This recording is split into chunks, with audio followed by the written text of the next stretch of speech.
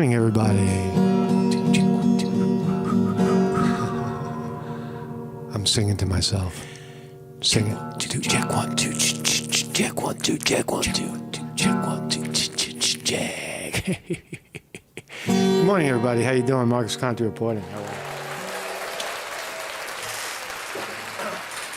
are you? So how you doing, everybody? Welcome, everybody. Welcome to the program. Today is January 30th in the year 2025, the era of Donald J. Trump, the president of the United States. And his influence is breathtaking and expansive, and like the wings of a giant bird flying over the country, flying over its prey, its people.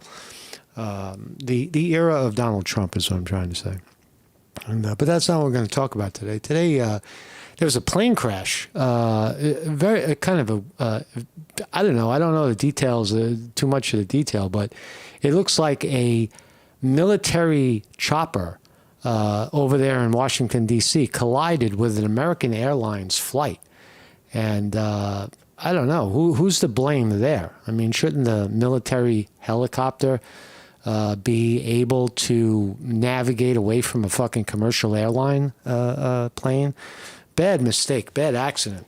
Sounds like someone was like drunk or smoking or something's wrong there. I don't know, how did the military fucking plane crash into where are we? Here we go.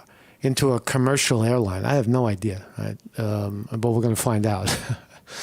And what if here's a great story. What if you went to a yard sale, right, or a garage sale, or an estate sale, and you were down in the bowels of that estate?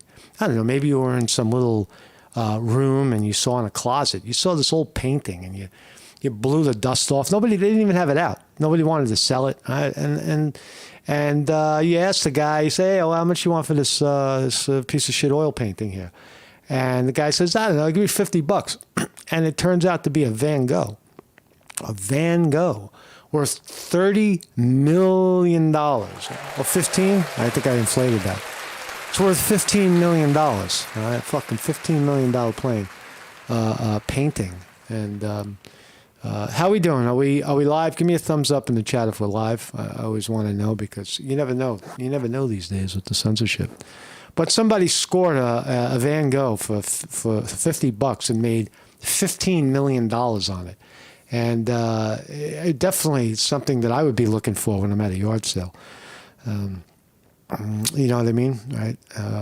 And what's the other story? Oh, RFK Jr., fantastic job he did trying to get confirmed as the Department of... the head of the Commissioner of Health and Human Services, I guess, the big I forgot the exact title, but RFK is in the process of getting confirmed, and he faced off against a lot of the would-be senators. Bernie Sanders took a shot at him. Elizabeth Warren took a shot at him. They're mostly worried that RFK somehow is going to be shilling the position to make money for his own sake. That seems to be the gist of what Bernie Sanders was saying. So we'll look at that story. I think he'll get confirmed. I think RFK Jr. will get confirmed unanimously, overwhelmingly, incredibly. First of all, why would you accuse Robert F. Kennedy Jr., the heir of millions, maybe billions of Kennedy money, Kennedy dollars, of shilling his last position? Does he really need the money? Has the guy ever shown any evidence of shilling? Shilling meaning, working exclusively for the money. I don't think so. I think RFK has a outstanding character, and I thought I saw that kind of as an assault for whatever reason. Wrong party. He's affiliated with Trump, so get him. So we'll look at those stories. Here's the painting to the left is my thumbnail today.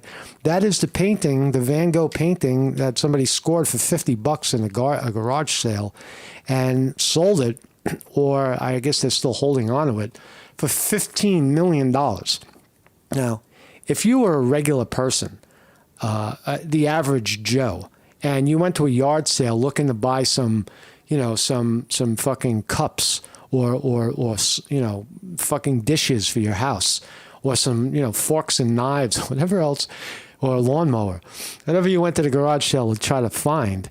Right? I would say that you're not exactly rich. What are you doing you're at a garage sale? If you wanted it, if you had money, you would just have gone to the retail and bought it outright. But my question is, why would you be holding on to a $15 million painting, right? And you're living in poverty? You're living in abject poverty, but you got a $15 million painting? Sell that fucking painting, man.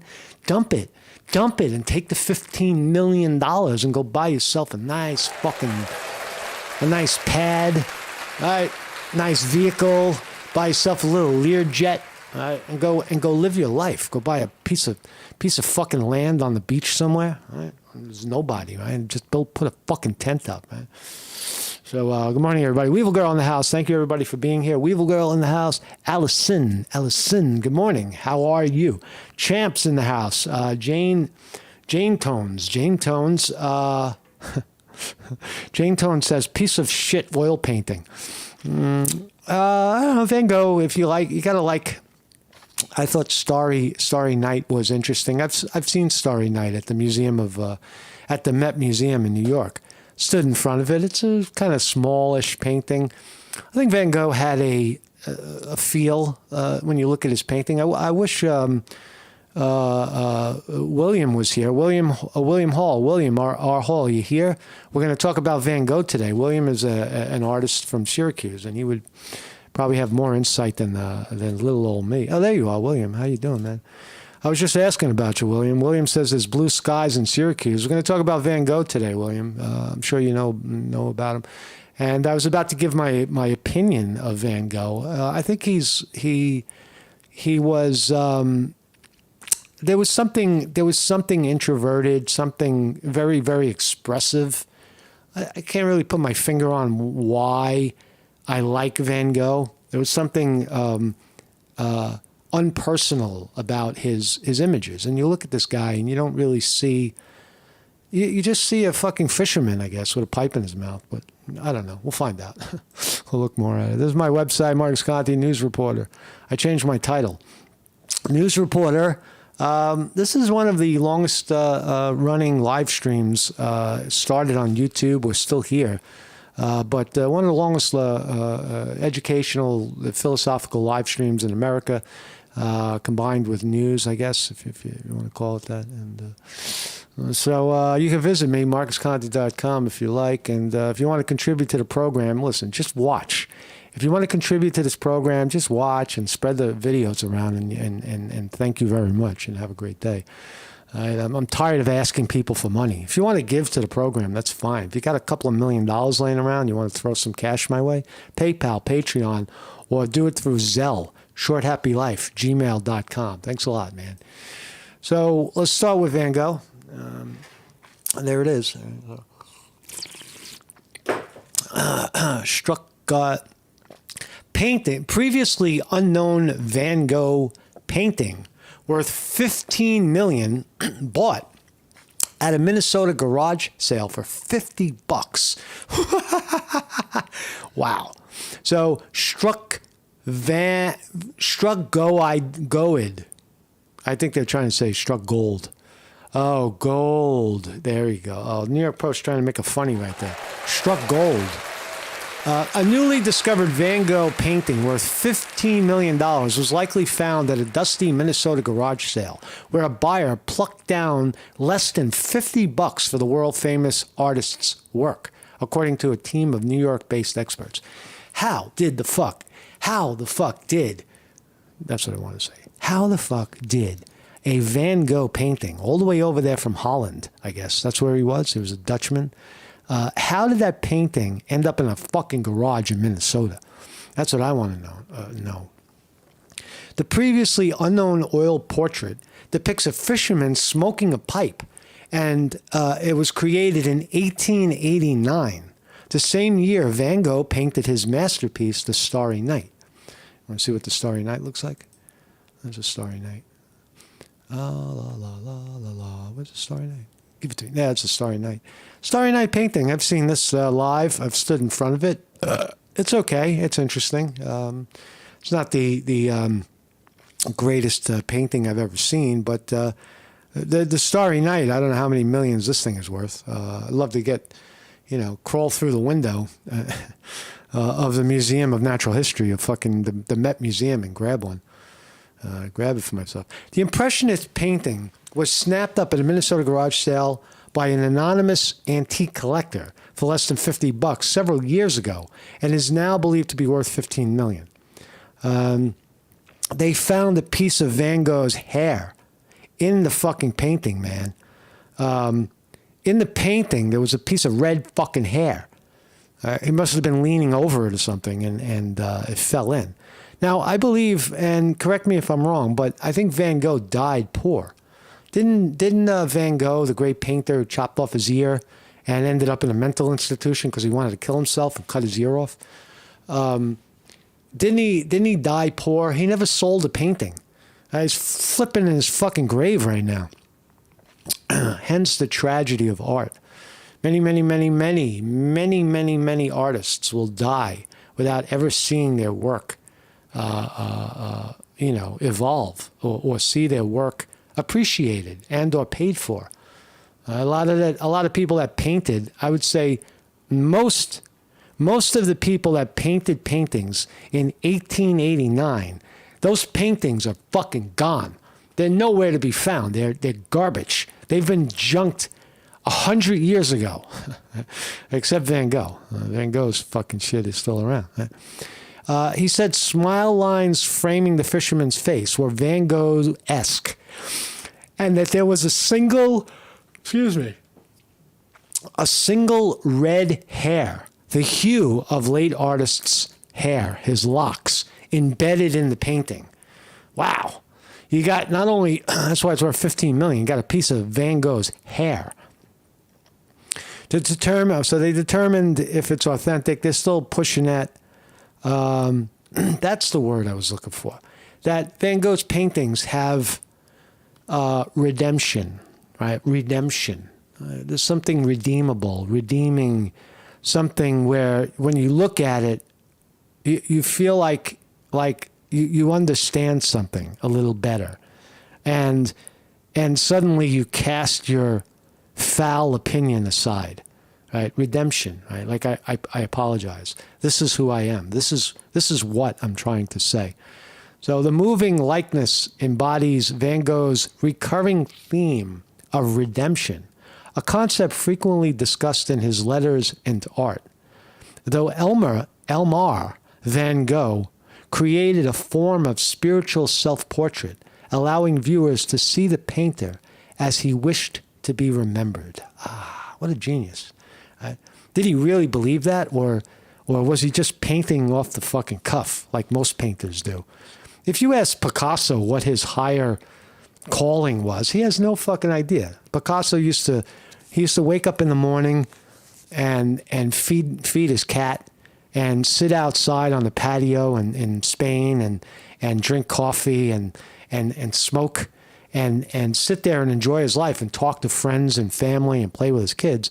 And then like later in the day, about 2 or 3 o'clock, he would disappear, him and the cat. And they would go into the studio and he would just paint until the wee hours, right? He never thought much about it. And I think Picasso in the end was clocked over a 15-year period at about 7 paintings per day, if you did the math. Right? 7 a day for years. Right? Probably some days he did maybe 100, but he painted very, very quickly, and he painted a lot of them at once.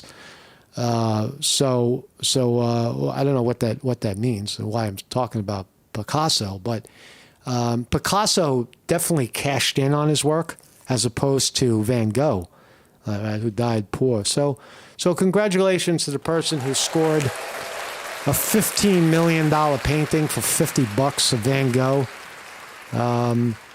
Like I said, if it was mine, if it was my score, if I found it, that shit would have been in the Museum of Natural History or the Met Museum or wherever the hell they want it. very, very quickly, and the 15 million would be in my fucking pocket. So let's talk about this plane crash. What happened?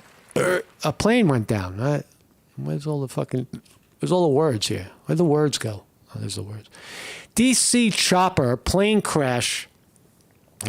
More than 30 bodies recovered from the Potomac River after American Airlines flight collides with a military helicopter in D.C. Very, very, very unusual. First responders are in a desperate search for survivors after a military helicopter collided with a plane near Ronald Reagan Washington National Airport in Virginia, Wednesday night. D.C. It sits in Virginia, but it's right on the fucking border. Looking for survivors. You're looking for dead bodies. You're not looking for survivors. Nobody lives when a plane crashes into the frozen fucking water and the water's 30 degrees and you don't see people for hours. You're not searching for alive bodies trapped in the plane. You're searching for dead fucking corpses, frozen. Right? Because if the drowning and if the impact doesn't kill you, you're going to drown to death. If the drowning doesn't kill you, you got about 30 seconds before hypothermia sets in and you freeze to death. So everybody's dead. The American Airlines flight traveling from Wichita, Kansas, collided with the military chopper while approaching runway 33 at the D.C. airport around 9 p.m. So it's dark, it's cold. First responders have recovered 19 bodies from the river. There'll be more. They're going to find them all, that's for sure. Some 300 first responders are killing it right now. All 45 passengers and four crew members were killed when a Colin airplane crashed into a house. That's something different. I don't know what the fuck they're talking about over here. Bodies. So 30 bodies. I don't know how many people are on a plane. It must have been a smallerish plane.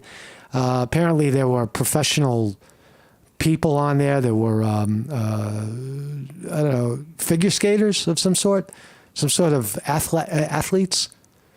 And I don't know. I don't know what else to say about that, but that's a sad day.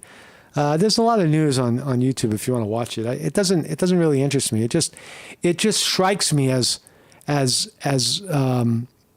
you know, unusual that how does a military plane, right? These guys fly through battlefields with people shooting at them and firing missiles at them, and they navigate through this thing. How does the pilot accidentally crash into a commercial flight miles away at the airport? All right. The military choppers were not at the airport. They were in the military part of the military base, maybe a couple of miles away. And why was that helicopter spinning around? And why did it knock down the fucking airline? Right. I guess that's the mystery. That's the concern that's in my head. And I don't know. Maybe we'll find out. So let's look at some of this. And so RFK. Let's watch the Battle of the Titans. Everything in Washington is changing. It is now the Trump era in full force, and RFK is on that team. RFK is on the team of Donald J. Trump, and he has to get confirmed. All right. They're trying to say that RFK is some sort of vaccine denier, and which he's not. He's a bad vaccine denier. Don't take it if it's bad, says RFK. That's all he ever really said. And I mean, look, what is a vaccine denier anyway? That's like a slur. Vaccines by nature are some sort of preventive, some sort of forward action to prevent a disease, and it's never been proven. I'm gonna stop there. Vaccines are not a promotion of health. Right? That's not what they do. They're designed to somehow build an immunity inside the body and then use that immunity to fight off something else. That's the principle of a vaccine. It's not like exercise, eat right, take the sun and drink water and relax. That's not what a vaccine is. Vaccine is take this shot in the arm and do everything else bad and corrosive to your body that you were doing before you took the vaccine. Took the shot. So, but anyway, that's my opinion. Let's listen to RFK. Mr. Kennedy, thanks for being with us. I very much like the slogan that you coined, "Make America Healthy Again." I love it too. Let's give it to Bernie Sanders. He's right. Make America healthy again. What a beautiful slogan. Was America ever unhealthy? You bet your ass it was. Is America unhealthy now? You bet your ass it was. My question was America ever healthy before? That's rough. That's a tough call. If you go back to the 50s, it looks like people, I don't know. I don't know what measure you would use. Would you use the measure that they live longer? Let's say people live longer now. That means they're healthier. But make America healthy again. Make America great again. Make America strong again. Make America prosperous again. Make America truthful again. You can go on and on with that stuff that Trump in 100 years will be remembered for. Trump is the president who said in the face of, incredibly vile opposition, he said, make America great again, and he won. Right? He won that argument. Right? And I strongly agree with that effort. Despite spending, as you indicated, 2 or 3 times as much per capita on healthcare as other nations, we have 85 million people who are uninsured, underinsured. We have all kinds of chronic illnesses. We do. Our life expectancy is lower than other countries. And for working class people in this country, they are living 6-7 years shorter lives than the top 1%. Thank you, Bernie Sanders. Bernie Sanders laying it out. Got a problem, okay? And I'm going to suggest some ideas that I think can remedy that. Last year, the insurance industry in this country made over $70 billion. Yes. While at the same time, 85 million Americans are uninsured or underinsured. Do you agree with me? That has, you know what, Bernie, though, that has nothing to do with health. That has to do with, crony capitalism, right? Where these companies, there lies the evidence of the validity of vaccines. People pushing pills and vaccines and liquids, pharmaceuticals on otherwise healthy people, creating these bad problems. People that don't fall into the medical loop, I got news for you. They don't get sick like that. I just had the flu recently. I haven't seen a doctor. I think it was a flu. It could have been COVID. It could have been anything, right? Who fucking knows? You get a little sick. You take care of yourself. You eat well. You continue to do what you were doing. You go out. You exercise. You rest. You take the sun, right? And suddenly it's gone. I was sick of it like a week and a half ago. It's gone. It's completely gone. And I ran 5 miles yesterday without no fucking problem at all. So what am I trying to say? I'm trying to say is that I'll let Bernie say it. That the United States should join every other major country on earth and guarantee health care to all people as a human right. Yes? No? Okay, so the question to RFK is health care a human right? Is it a human right like some other kind of human right? I don't know, where you have the right to not be shot in your own home, something like that. I don't know. Let's listen to his answer. Is health care a human right? Asks Bernie Sanders. Senator, I would say. Senator, I can't give you a yes or no answer to that question. Health care a human right? Is health care a human right? In the way that free speech is a human right, yeah. I would say it's different because with free speech doesn't cost anybody anything, but in healthcare. Let him speak, Bernie. Shut your fucking hole and let him speak. Bernie Sanders trying to jump in and cut him off. Shut up, Bernie. Shut the fuck up, you loser. If you smoke cigarettes for 20 years and you get cancer, you are now taking from the pool. Well, and so, I want to just say something about our politics. You see the way the politics, how visceral, how aggressive and combative our politics have become. A sitting senator asks a candidate for a position a question, and he won't even let him answer the fucking question. RFK has to answer the question without being able to just pieces of it. He's got to fight, right? He's got to fight his way in just to get a piece of what he's trying to say in there.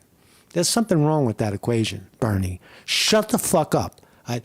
Ask the question, let the guy answer, and let the people who are watching decide what is true and what isn't. Just ask the fucking question. Oh, are you guaranteed the same right? Or is there also a duty? I'm sorry. I'd love to talk for an hour with you. We got a few minutes left here. All right. Every other country on earth says healthcare, whether you're poor or rich, young or old, it's a human right. I'm not hearing you. Who said that every country in the world said it's a human right? Who said that, Bernie?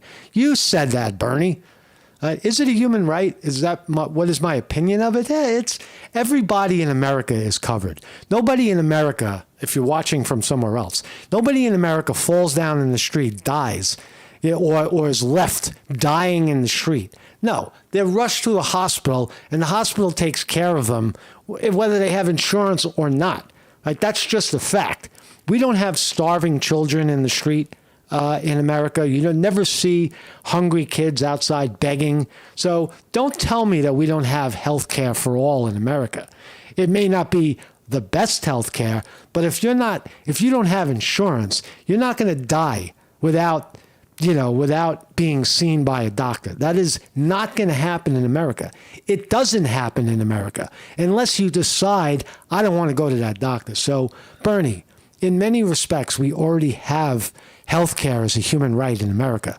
It's a matter of who's going to pay for it is the real concern. You say that. All right, you've talked about the drug companies, and maybe we agree on this one.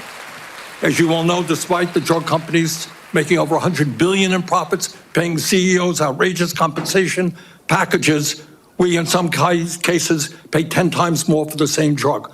Will you support legislation that I will introduce which says that in America we should not be paying a nickel more for prescription drugs than people around the rest of the world? This is interesting. This is an interesting argument. Bernie brings up the point that if you go to Africa, you can buy the same pill for 10 cents that costs a full $1 in America, sometimes 10 times more. Now, should that same pill be only 10 cents here and 10 cents there, or should it be leveled for the economies here and there?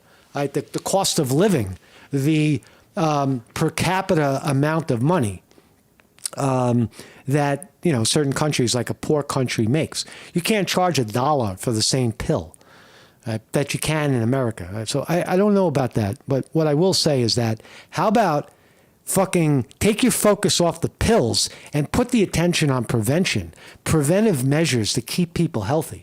You want to make America healthy or healthy again? Get back to the basics. Remove the food additives, remove the preservatives, remove the arsenal of toxins that get pushed on people every time they visit a doctor. There's the problem. Yes, no. To equalize it.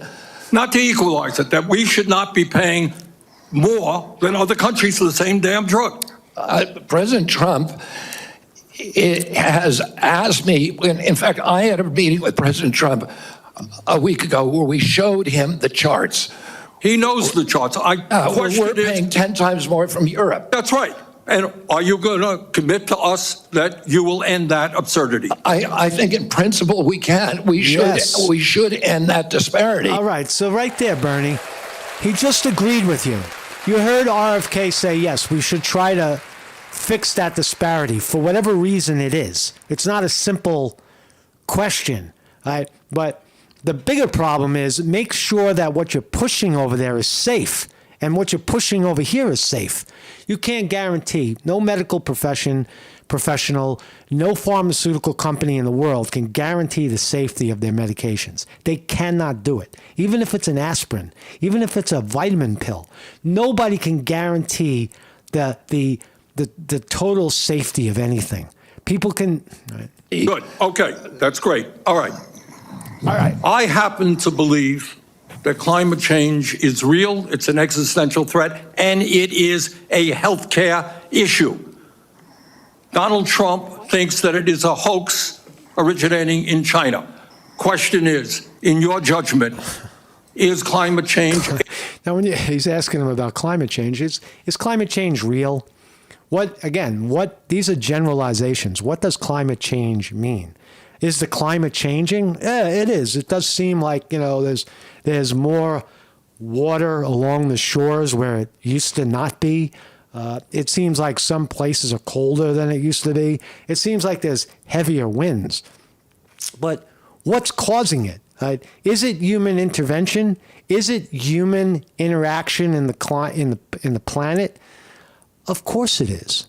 There's no other reason why the environment is spinning out of control other than humans. The only extreme variable in the last 200 years is human intervention. Humans chopping down trees, humans killing off other species, killing lions, tigers, and bears, and giraffes in Africa, wiping out entire populations of birds where they don't even exist anymore.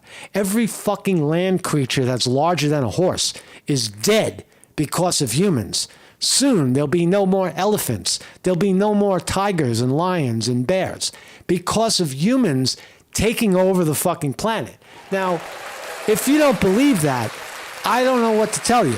If you don't see it with your own eyes, that the expansion of the human species is causing other species. Just look on the road, the fucking dead animals laying on the side of the road. You'll see a dead deer on the side of the road. Who did that? The deer? No, a fucking car hit it. A human driving a vehicle hit it because he had to get to work and he didn't have time to slow the fuck down before he hit him. Or just look at. Go even.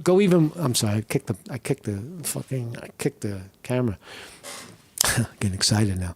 But if you want to even look further, go to McDonald's or Burger King or Wendy's and look at the menu. Look how many cows fucking die. So give me a break already about climate change and human intervention. Is it humans doing it? And now that I've talked too much, let's let RFK answer. A hoax?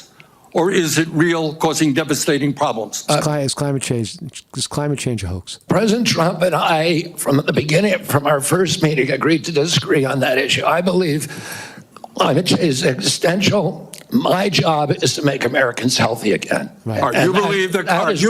You disagree with Trump. You don't think climate change is a hoax, is what I'm hearing. He's not going to go public, Bernie, and say he disagrees with the president. He's just trying to get hired, you idiot.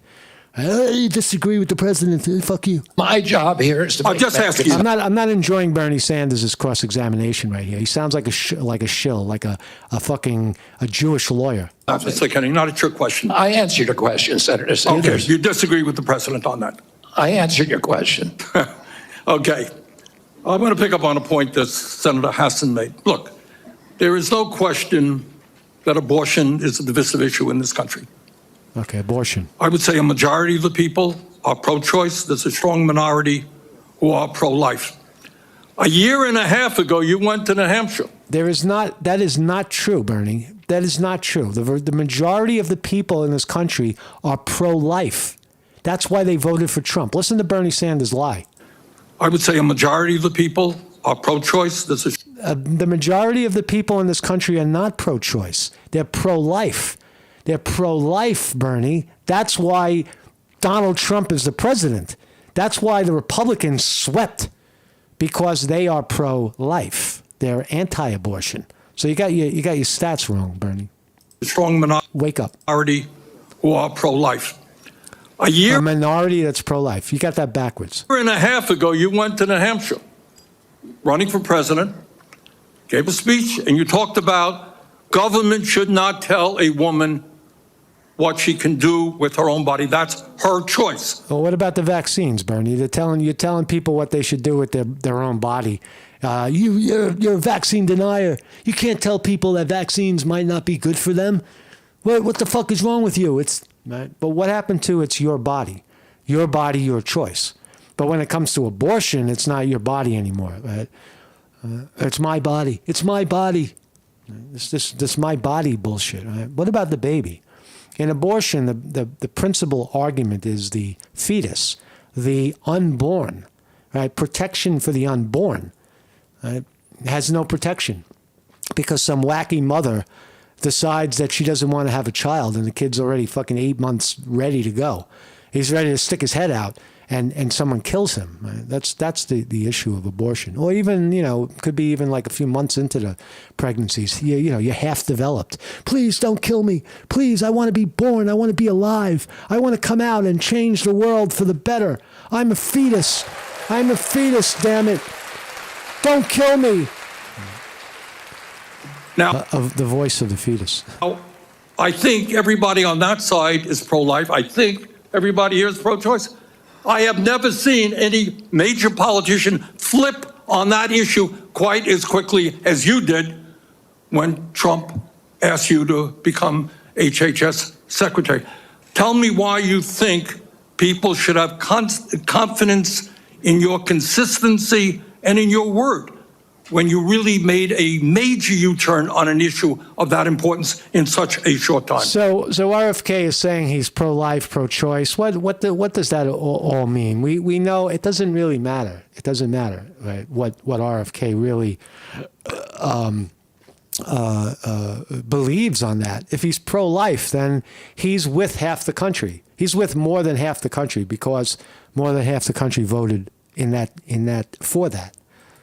People change their mind all the time. I spent the first part of my life pro-choice, whatever that means.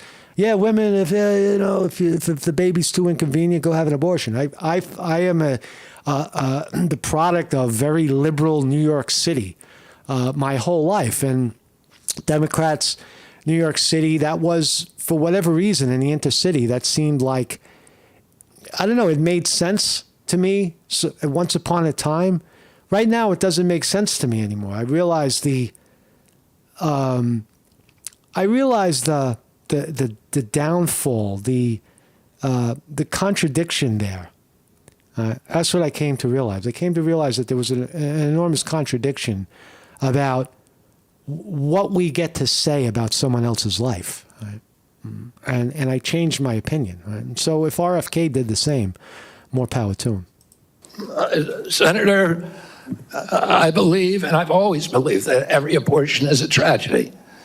But you told the people in New Hampshire that it was their right.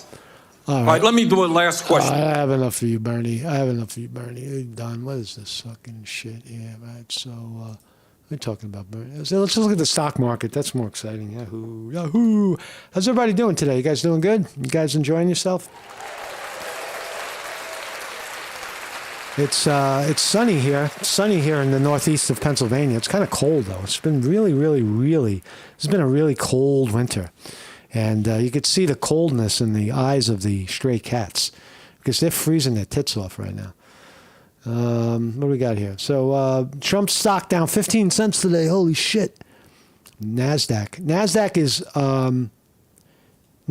is up 51. What's the Dow? The Dow Jones. What is the Dow these days? I haven't even looked at it. Dow Jones Industrial Average. 44,700.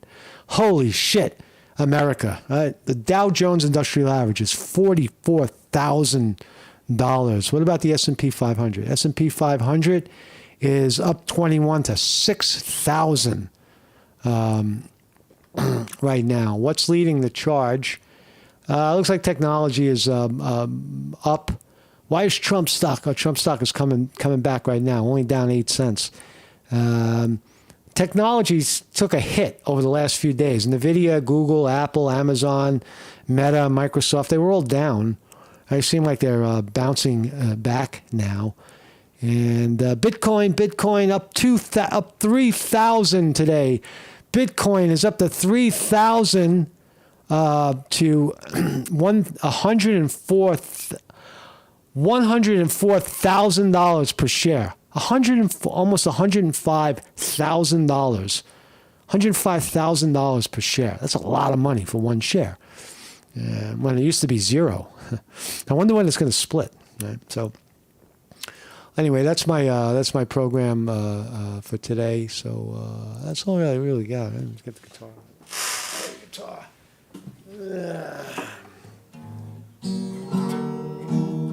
So where are we, man? So there's a plane crash for sure.